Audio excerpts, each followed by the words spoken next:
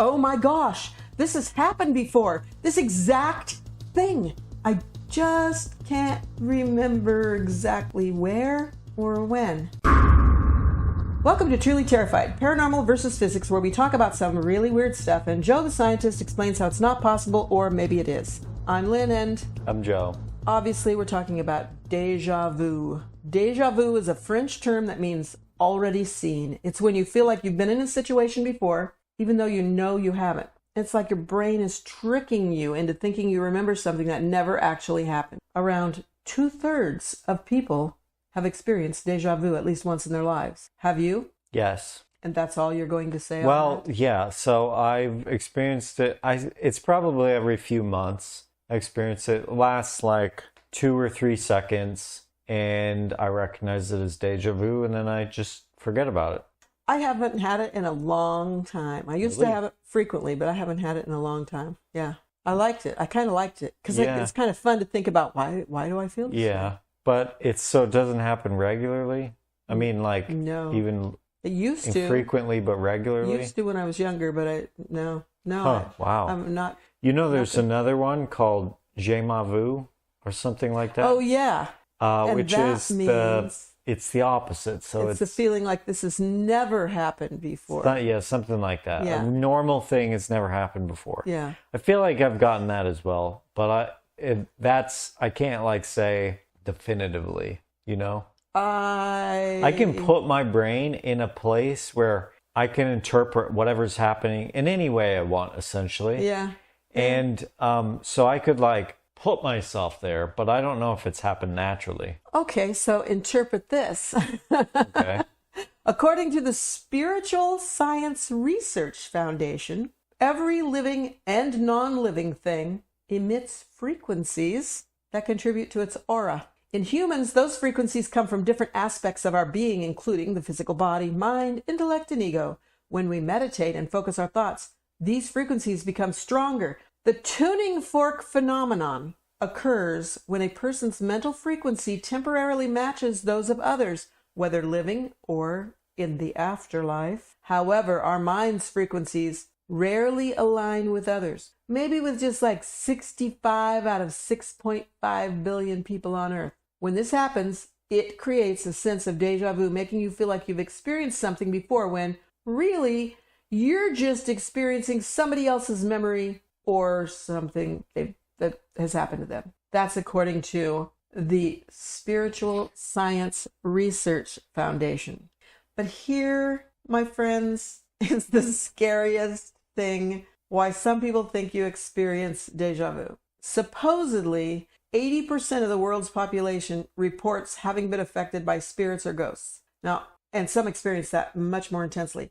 I'm not really sure if they're throwing religious icons in there with like the Holy Ghost or angels or anything else, because I have a hard time imagining that 80% of the world's population has had an experience with a spirit or ghost. Because 80% of the people that live right here have not had an experience with... Well, so you got to wonder, was it like an experience like they walked up to the ghost and were talking to the ghost and they got ectoplasm in their hair and stuff? No idea. Or was it like they saw something that they thought maybe was a ghost? Don't know. Those both would be categorized as an experience with a ghost, right? That's true. But anyway, for those who are moderately to severely affected by déjà vu, according to what I read, ghosts are responsible for up to half of those experiences. In other words, 1 out of every 2 cases of déjà vu for those particular people might be caused by ghosts who are doing it to mislead them. Okay, wait. Who is saying this? The Spiritual Science Fund or whatever? Yeah, it's the Spiritual Science Research Foundation. Which looks very legit, but it and I'm not saying it's not legit. It's just the whole thing is paranormal. That's what it's all about. Well, so my alarm bells ring anytime anyone gives a definitive explanation for essentially anything. I mean, really, the best models of things almost always have a disclaimer saying, these are our assumptions. This is where it breaks down. This is where it works really well. Right. And so if a group just says, no matter how legit they look, if they just say, yeah, there's frequencies, and when your frequencies are in tune with another person, it messes up your memories or whatever they say. At the bare minimum, they have to justify it somehow, even if they say, I saw it in a dream. Okay, so I took out all the numbers that they threw out, but there were like precise numbers and percentages of people who are experiencing different things. You cannot say that definitively. Like even saying 80% of people say that they've had an encounter with a ghost or some kind of spiritual entity. You cannot say that for certain, because depending upon what population, where in the world, what their religion is, that's going to affect that greatly. And also the definition, as you pointed out, what is that? How are you defining that? So they had a lot of numbers. Most of it was numbers. It was 30% of this and 25% of that. And I just discounted all of that because there's no way of knowing those things. They cannot know those things. Even the science articles that I read, the research information that I read about what doctors and scientists have looked into about déjà vu, they did not have those precise kinds of figures. It's just not possible. It's just not possible. Probably one of the reasons is because when somebody experiences déjà vu, how are you even going to find them? It's just random that you're going to ask somebody, and if they haven't, then they're going to talk about it. But if you put out a call to, have you experienced déjà vu, you're going to get a much higher percentage. So I just don't think that that's the fact that they were so precise. There's definitely going to be some bias depending on how you collect your data. Yeah. So if they went out and surveyed people, like for instance, if they had on their survey 2 check boxes. One is, have you experienced déjà vu? And the other is, have you had experience with a ghost? Probably, my guess at least, and probably, both of those boxes will be checked more often than just one of them, So, they're probably correlated. I don't know. But I don't think so. It's probably an artifact of how they conducted the survey. If it was a survey, what was it? It might not have been. It might have just been they just pulled it out of their rear ends. So anyway, I'm just wondering why a ghost would want to mislead you. So here's the thing.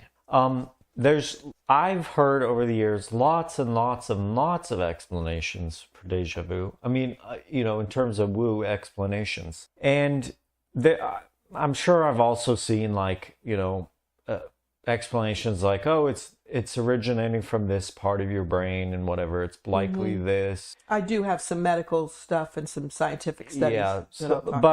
So just like honing on the woo explanations, so the esoteric explanations, if there are 100 different explanations, if someone says, oh, you're interested in déjà vu, here's the explanations, and they give you 100 different mutually contradictory explanations, which do you choose? Some of them might be more aesthetically pleasing and you might prefer those explanations, okay? But how do you narrow it down to just one? Well, and that's just at that point, without any justification, you could narrow it down to 0. Ideally, you have some reason to believe that one explanation in particular is the canonical explanation, and usually it's like everything you've thrown at this explanation, it has not ruled it out, Interestingly, people who are younger, have a higher income, or are more educated tend to experience déjà vu more often. And that is not your typical population that says they're experiencing paranormal things. It's usually a different kind of person altogether. It's also more common among those who travel a lot, watch a lot of movies, or have vivid dreams. Okay, so that I could see there might be a correlation there. A scientist named Alan Brown helped bring the idea of déjà vu into mainstream science. His work got other scientists interested in studying it more closely. One of those scientists, Ann Cleary, who is a professor of cognitive psychology at Colorado State University, decided to dig deeper, and she and her team began running experiments to figure out why déjà vu happens. One idea they looked into is called the Gestalt familiarity hypothesis. This theory suggests that déjà vu might occur when a place you're in looks similar to another place you've been before, but you don't consciously remember. For example, imagine you're walking through a hospital you've never been to before, and you suddenly feel like you've been there before. The reason for this could be the layout of the hospital or the way the furniture is arranged, and some objects that are in the room. They might not be the same. They might not even be that similar, but there's something similar that just tweaks your memory, and then you think, oh, I've been here before. The brief, like how short of a period of time it seems to last, déjà vu lasts. It really makes me think like there's like a critical threshold, some process in your brain crosses over, and it knocks it from one point of stability into a different, but there's like a dynamic, there's this big like procedural change that goes, if you picture like a drop of water on a sink faucet, it's just sitting there, and then it crosses the threshold and it drips off. And then there's this dynamic process of it falling and hitting the water, and then there's ripples of waves, and then it settles down to a new normal, a new stable configuration until the next time it happens, which is a long time in the future. So it seems to me something like that. There's something that dynamically happens with your memories or something, and your brain is trying to resolve it. And so it seems to me that from a conventional perspective, déjà vu is really like an artifact of how your brain is doing something. Yeah, I would agree. Now, the way memory works, from my understanding, is it's not like you have complete cohesive memories of events. It's kind of like, we've talked about this before. When you think of Thanksgiving, unless you start really diving deep and burrowing into it, it's just Thanksgiving. It's just like there's a category of Thanksgiving and all the Thanksgivings. Yeah, and that's probably how your brain encodes things. Yes. So if you're walking down a hallway or like this house, and we both said this, oh, it's like the house in Boulder City. And it's really not like a house in Boulder City, but there are things that are... So it's like if your brain discovered that it can store both the old house and this house using a reference to this abstract structure, some abstract version, some abstract like component of both of those things. It can store both of those more cheaply than it will, because that it's necessary for you to store all the stuff in your brain. And so now you have this component which is not either of the things just use it. So if you then go into a new house and it's like, oh, this seems so familiar, it's because it's activating that partial version of a house that is not a house in and of itself. Yeah. But it might by association remind you of different, or there might be weird associations, like the structure for whatever reason of the house reminds you of a smell of cat piss or something. Oh, and then it's like, despite there not being that smell in this new house, you have this strange feeling, So Cleary's team tested this idea using virtual reality, which is pretty darn cool.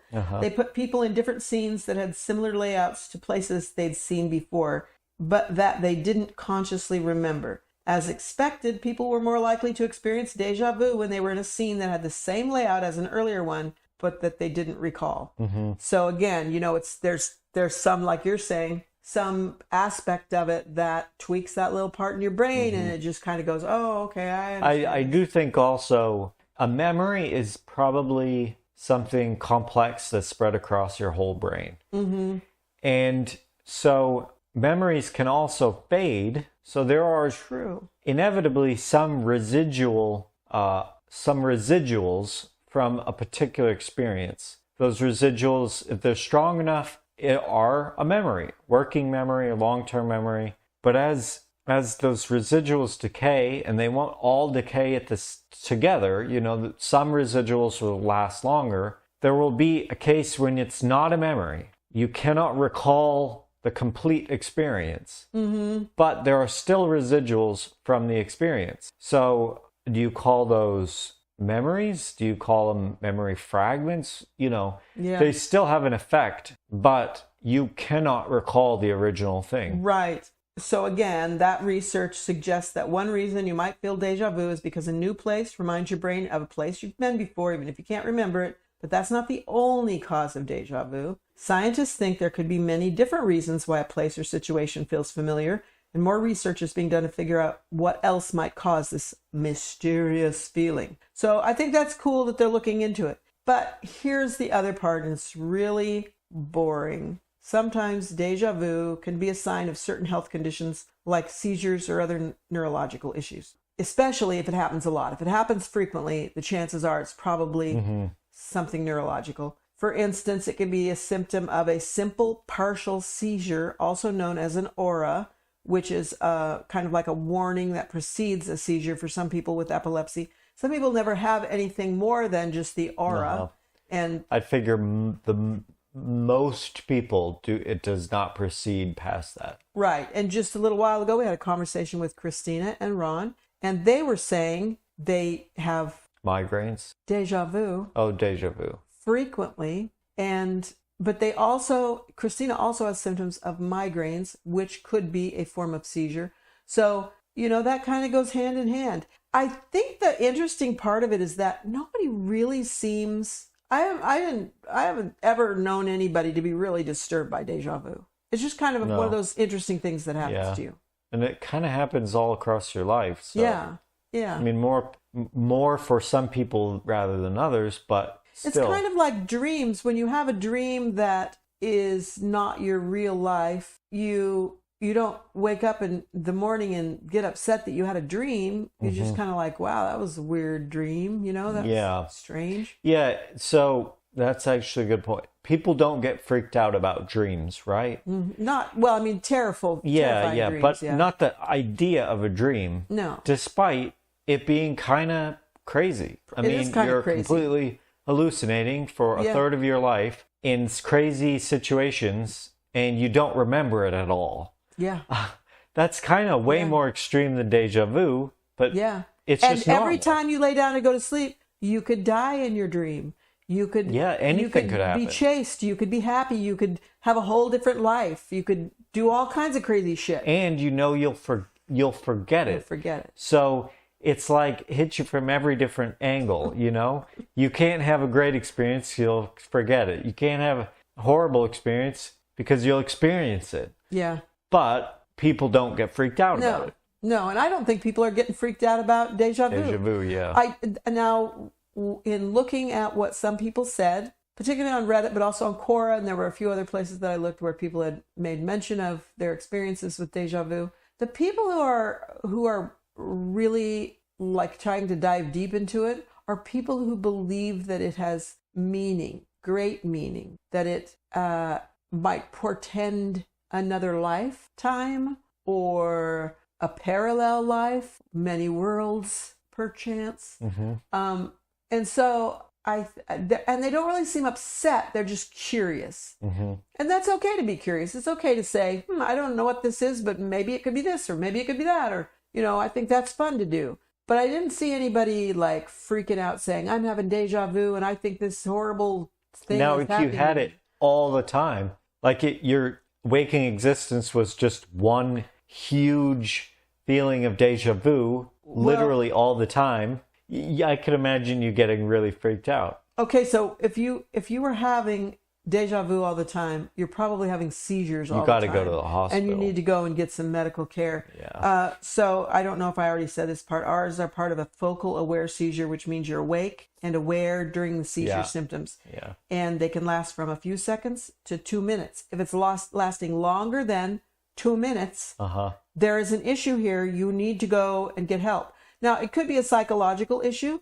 I do not think it's a paranormal issue unless something paranormal is utilizing this little glitch in our brains to interact with you. And I'm not saying that couldn't be possible. It's like people who have dreams, like Ron was saying earlier, he said he used to have dreams that were prophetic all the time. I did too. If you have a dream that's prophetic, where did that prophecy come from? Did you time travel in your sleep? Or did some other paranormal thing introduce that information to your brain?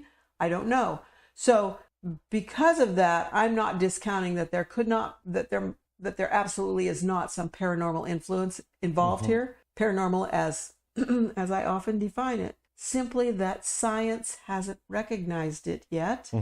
But I do have to say, just like in speaking with tongues, just like with all that kind of stuff, and telekinesis and telepathy, unless you know why it happened or who communicated with you, it might almost certainly is a product of your own mind. And so unless you can say, oh, I have the sense of deja vu, and now I can see that I'm, this particular place fits into my life story in this particular way, and it has meaning and has value to you, it's either a seizure or it's a trick of your memory, or it's a psychological issue. I just really believe that. And I just think that there might be other things that could happen, but unless you can identify what it is, because things don't happen for no reason. I just don't believe that things happen for no reason. I think there's always a reason. So why would, telepathy, why would somebody communicate with you, and who would it be? Well, unless you can identify who it was and what the message was, you just hear little weird noises and you think it's people talking. Unless it was consequential. Well, not even consequential. If we were just sitting here and all of a sudden I felt like Christina was saying, I just gave away another bunny. That's inconsequential. Who cares if she gave away another bunny? But if then I got up and went out there and she said, yeah, I was just going to come over and tell you I just gave away another bunny, I would count that as telepathy. Yeah, but it's like if someone told you a message like that and then it had no meaning to you, yeah, what was the point? Okay, so if you could even just go and say, oh, I know you sent me a message, that's consequential. So it's like, if there's an effect that's useful pragmatically, or not even useful, if it gives you information about anything. But if you cannot recognize what that information is about, and you can't recognize who gave you the information, then it is not... Meta information is information too. So, for instance, imagine you're getting voices and they're about someone you don't know, different time, never will meet them, don't know what it's about, you just don't understand it. You still know that you're receiving them. So, again, it's like you got something.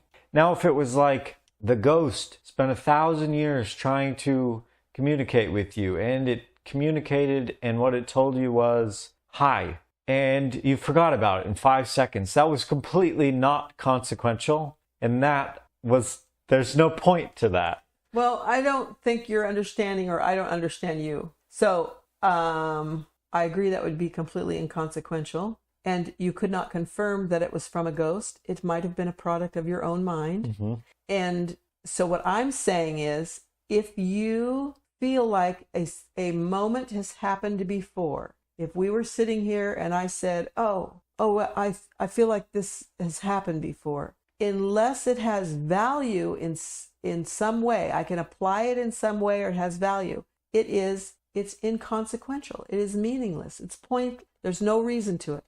But if you are sitting here and you say, oh, I feel like this happened before, and someone's going to come to the door, and then someone comes to the door, that might be meaningful. So I don't know. I just feel like it could be just a trick of your memory. It could be a seizure. It could be a seizure that plays on the trick of your memory. It could be a real thing that's happening. It could be a lot of different things, but most people really don't care about it. And so the reason why we're doing an episode on this subject is it was suggested that we do this. And I don't want to disappoint that person that we're not, coming up with some really fascinating reason for deja vu, but there really isn't a fascinating reason for deja vu. Even the one from the whatever that paranormal science research thing was, and I will link that page, the Spiritual Science Research Foundation. Even that one, it wasn't terribly interesting. It wasn't really very fascinating at all.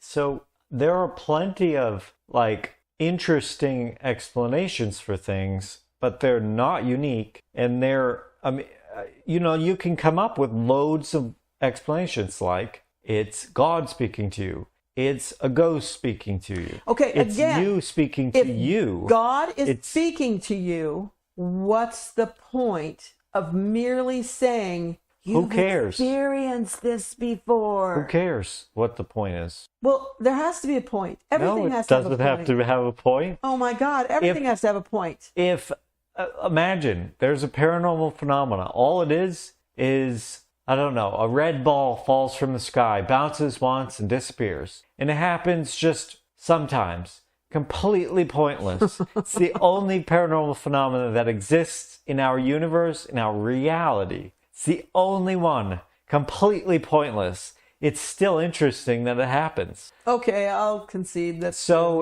like, if it's deja vu, it's you remembering a dream about this moment. Completely useless, because you're simply remembering this one. That's the whole dream. It's just that one moment.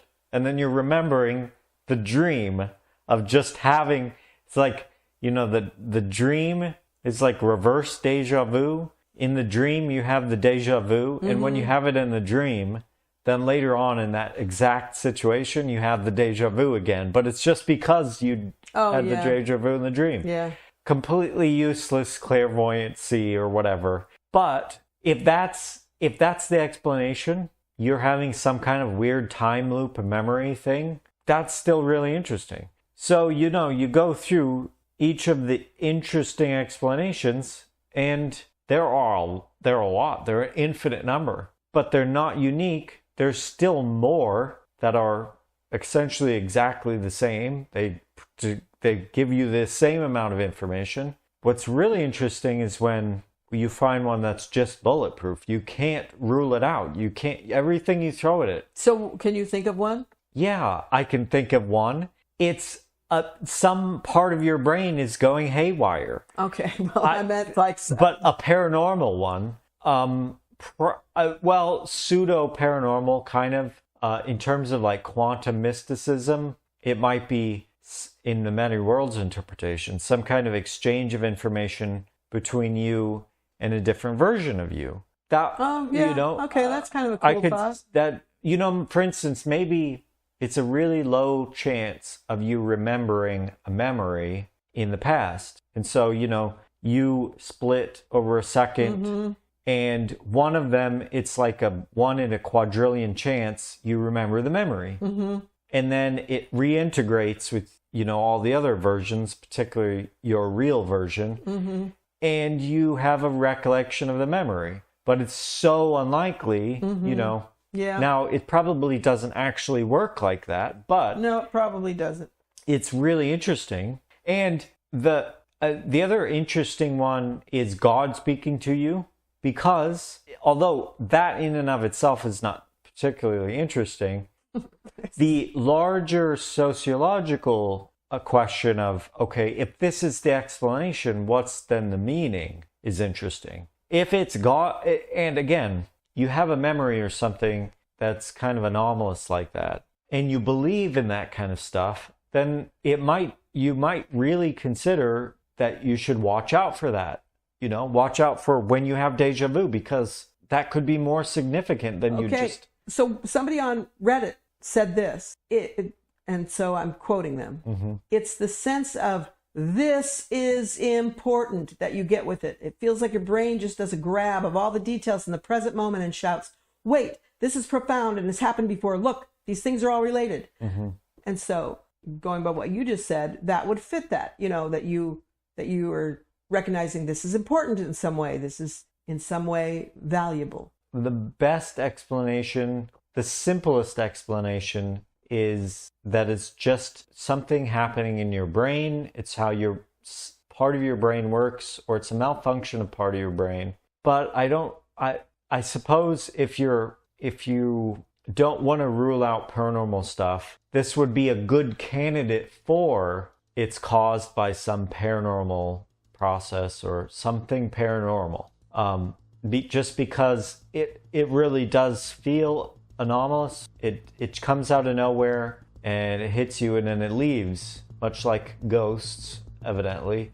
In terms of paranormal potential, I would say there's paranormal potential in déjà vu, but it's also most likely just a normal phenomenon. Truly Terrified is a Salt of the Earth production. Tell us your story and send us your comments. You can send us a 3-minute voicemail at 715-575-9420 or text us at that same number. Email us at lynnandjoeonthego@gmail.com or contact us through Reddit. Our contact information is also in the show notes. Please share, subscribe, and leave a review wherever you get your podcasts. Thanks for listening, and never be so terrified you can't run. You can't remember running.